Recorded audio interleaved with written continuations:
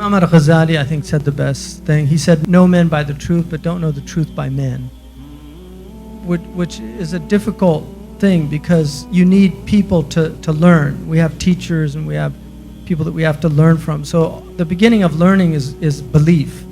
We were just looking at something yesterday in a class that we were doing at school about that, a student has to accept their ignorance before they can remove that ignorance. There's something that called compounded ignorance. There's a famous story. Bruce Lee used to tell this story, but it's a story that comes out of samurai tradition, actually, about a man who went to study with a master, and they're doing the tea, and he's telling him he learned this from so and so, and he learned this from so and so, and he learned that, and so the master just keeps pouring the tea until it overflows. And then the student says, why are you pouring the cup's full? And he said, what, he can't take any more? And he said, yeah. And he said, well, it seems that you're full also. So I don't know what I can teach you. Because you have to go to a teacher with a type of humility. And if you don't have that, you can't learn. I will remove my signs from people that have arrogance in the earth without any just right.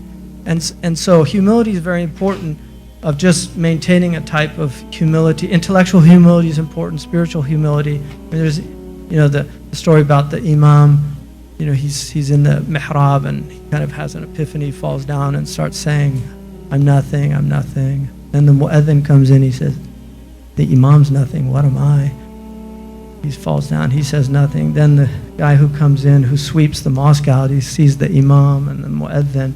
He's saying, they know the whole Quran by heart, I'm just ignorant. What am I? He falls down, he's saying, I'm nothing, I'm nothing. Then the imam says to the mu'adhin, look who thinks he's nothing. Okay. So that's spiritual pride, which is a real problem, right? Okay, that's a Jewish joke that I just switched to imam. It's originally the rabbi and the cantor. But that's the nice thing about religious jokes. You can just change the names and they fit.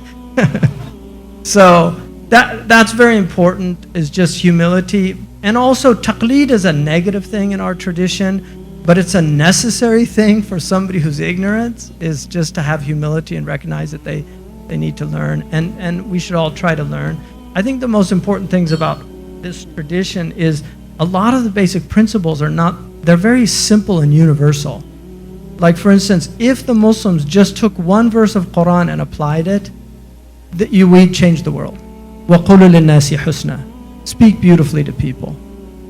If you just applied that one verse, or idfa' billati hiya ahsan, return a wrong with a right. You just apply. These are not hard things to understand. They're hard to implement. But they're not. Asta'inu bis-sabri was-salah. Seek help from God with patience and prayer. There's so many principles in the Quran like that. So I think it's important to recognize that this religion is multi-layered. At the highest level, you're dealing with some of the most sophisticated thought in human history. Our theology is very deep. It's very complex.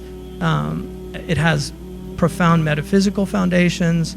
And then at the same time, it can be understood by very simple people. And I'll give you one example of that. I was in Morocco and I was at a gas station. Somebody was filling gas. And I had a turban and a jalaba on. So this man thought that I was learned or something. So he came up to me. He was a gas station attendant.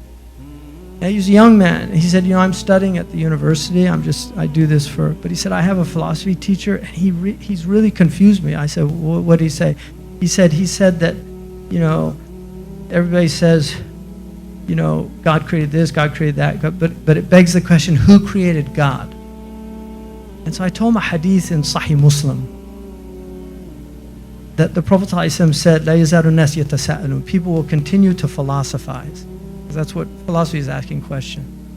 And they'll say, who created this? And the answer is Allah. And who created this? And the answer is Allah. Until somebody will say, who created Allah? And he said, if you hear that, say, I believe in Allah. And so I told him that hadith. I saw the inshirah in his heart. I saw it on his face. His whole face changed. And he said, Jazakallah khairan, farajta anni. and he just said, Amantu billah. And that's the beauty of guidance. Like the Prophet's it's a very simple statement. But what the Prophet was essentially saying was, you can't think beyond the unthinkable. There's a famous mathematician called George Cantor. He has Cantor's theorem, which says that the whole can be greater than the part. Right? Well, Cantor believed that you could have an actual infinity, which Aristotle said you couldn't. And most mathematicians say you can't. So Cantor said if you have an actual infinity, the even numbers could be equal to the odd numbers. So he said, so the part can be equal to the whole. Right? That's Cantor's theory. Cantor ended up in a straitjacket, literally in an insane asylum. He went mad. Why? Because he contemplated infinity. The Prophet said, "La tafakkuru fillah." Do not think about God, but think about the gifts of God. Because if you start thinking about God, the word in Arabic, ilah, is from walaha, which is to bewilder or confuse. Right? You can't think about God. All you can think about is the attributes of God and the gifts of God. But to actually contemplate the essence of God is haram. It's just you can't do it because you will go mad. I mean, look, scientists, they have belief too. They never talk about it. Their belief is in the order of the universe because all their science is based on the assumption that the universe is orderly, that these laws will actually work. I mean, Einstein, his laws, E equals mc squared, is based on the idea that you can measure energy, you can measure mass, and you can measure the constant, right? But what Einstein said is the only thing that he finds unintelligible about the universe is its intelligibility. That's somebody who, we know why it's intelligible because God made it to correspond with our minds. And that's why a believer's knowledge, irrespective of what faith you're in, and I'm not a perennialist, but irrespective of what faith you're in, you are advantaged over a materialistic scientist because all he can determine is how. We know why. And that's a great gift because why is at the essence, its purpose. Like, why are we here? Where did we come from? Where are we going? What's going to happen when we die? And one of the most amazing things about prophets is, unlike philosophers, every single philosopher that comes disagrees with his teacher. Every single one. Like Aristotle said about Plato, I love Plato, Plato's a friend, but the truth is a greater friend. So I have to disagree about these archetypes. Right? You look at every single one of them. They disagree with their teachers. With rare exception, I'm talking about the great philosophers. All the prophets say the same thing. Every single one of them. How did they do that? Why do they all say there's a day of judgment? Every Jewish prophet that came, none of them decided, oh, you know what? I disagree with Isaiah. None of them. And the Prophet ﷺ confirmed the previous revelations.